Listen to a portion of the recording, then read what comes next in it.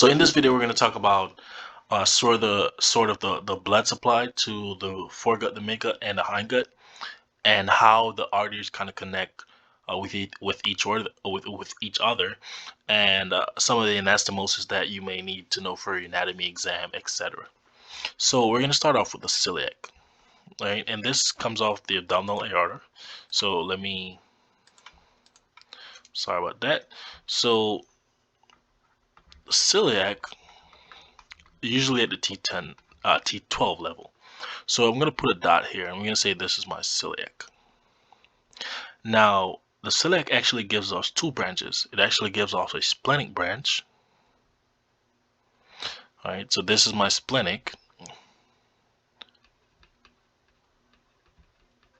It gives off a splenic branch, and it also gives off a common hepatic. So this will be my common hepatic. Now, from the common hepatic, there are two branches of the common hepatic. So there's this branch, which is the gastroduodenal, and there's a proper hepatic, right? So let me kind of write this in different colors so we could see. Well, actually, I think this should be okay. So this would be my proper hepatic.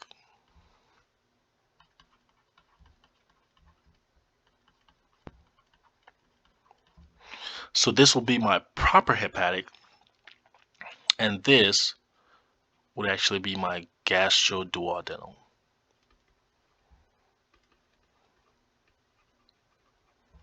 Right? So from the common hepatic, it gives off a gastroduodenal branch and a proper hepatic branch.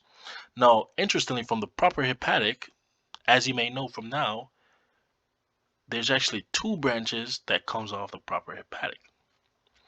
Now, what are those? This is actually the left gastric. And these are all arteries, right? So this is my left gastric. This would actually be then my right gastric. Right? So from the proper hepatic, I get a left gastric and a right gastric. Now, off the right gastric gives off the cystic artery. Right? And that we know provides blood supply to the gallbladder. Right? So it gives off a cystic artery. So this would be my cystic artery right here. So this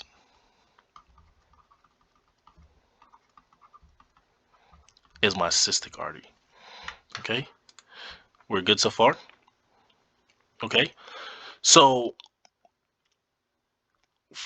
let's go back to our gastroduodenal. So from the gastroduodenal, right, because we've covered the branches of the proper hepatic giving off the left gastric and the right gastric, and the right gastric giving off the cystic artery. Now from the gastroduodenal, we get a right epiploid. So from the gastroduodenal, we actually get a right epiploid. And I'm going to put a dot here because this is important. So this is my right epiploid. You could also label this as the right omental, right? So the right omental artery. And remember, we're all talking about arteries. So this is the right omental artery. Now, from the splenic actually gives off two branches. So the splenic gives off a short gastric. And again, obviously, we're talking about artery. So the splenic gives off a short gastric, and it also gives off a left epiploid, or in this case, left omental artery. All right, so they're the same thing. Now, the left omentum, and this is very important, not a major one, but the left omentum anastomose, right? So there's an anastomosis here. So the left omentum or left epiploid anastomoses with the right omental or the right epiploid. Now, from the gastroduodenal as well, right? It gives off two branches. This gives off another branch, and this is actually what we call or superior duodenal. branches. Now, pay attention. This is very important. So I'm going to move my screen down because I need space. Right? So from the gastroduodenal, it gives off a right gastric and the superior duodenal branches. Now, from the superior duodenal branches, it actually gives off two. So it gives off a posterior and an anterior.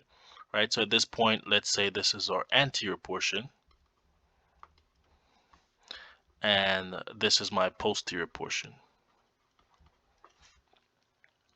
Now, so that's pretty much the branches of the celiac. Now, we're going to tie everything together, and as you know, the celiac supplies the foregut, right? So let me kind of write this in a different color, right? But celiac supplies the foregut.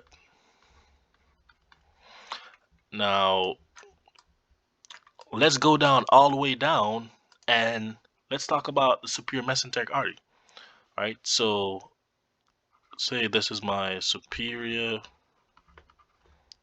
mesenteric, right? I'm going to just shorten that. Now, this usually comes off at the L1 level, right? Now, so this usually comes off the L1 level. So let's put a circle here as a superior mesenteric, just like we did with the celiac. Now, from the superior mesenteric artery, right, we actually have 5 branches of the superior mesenteric artery. So we have an iliacoelic. So this would be my iliacoelic. We have an iliacoelic. We actually have a right colic. So this would be my right colic. It also gives off on the same side a middle colic. Right? Now, in case you didn't know, the middle colic supplies the transverse colon, the right colic will supply the ascending colon, and the iliacoelic, as it suggests, would supply that iliacoelic region. It also gives off an iliac region, which will supply the ilium, and it also gives off a jejunal region. Right? So those are the 5 branches of, and this is my, obviously again, superior mesenteric artery. So those are the 5 branches of the superior mesenteric artery. Now, the superior mesenteric artery also gives off an inferior duodenal branch, right? So an inferior, so I said 5, but I really meant 6. It also gives off an inferior duodenal, or the duodenal branches. And these are going to actually anastomose, right? So these are actually going to anastomose with the superior duodenal branches. So very important again, right? So they're going to anastomose with the superior duodenal branches. So this is an anastomosis. Now, this is a major anastomosis. Why? Because it's an exam question, right? We have an anastomosis between the superior mesenteric artery and or celiac artery. So I'm sorry about that. But we have an anastomosis between your superior mesenteric artery and or celiac artery by the superior anterior and posterior duodenal branches and the inferior anterior and posterior duodenal branches, right? So it also, right? So I said duodenal branches, but these are the pancreatic duodenal branches. So long words, but right. So just make sure we are pancreatico. We're just gonna go with that right now, right? But these are the pancreatical branches, right? So the pancreatical branches, right? Combine the words, and you get the idea, right? So there's a major anastomosis between the superior mesenteric artery and the celiac artery by the superior duodenal branches and the inferior pancreatical duodenal branches. So that's a major anastomosis. Now, one of the other major anastomosis that we need to talk about is in the superior mesenteric region itself, right? So the middle colic, the right colic, oh, and wow. right? So the middle colic and the right colic, and we're gonna so that's pretty much the branches of the superior mesenteric artery. So let's talk about the branches of the inferior mesenteric artery, and let's kind of talk about the next major anastomosis. So this would be the inferior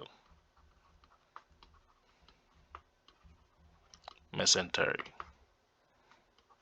artery. These usually comes off around L3, right? So I'm gonna put So I'm gonna put my superior.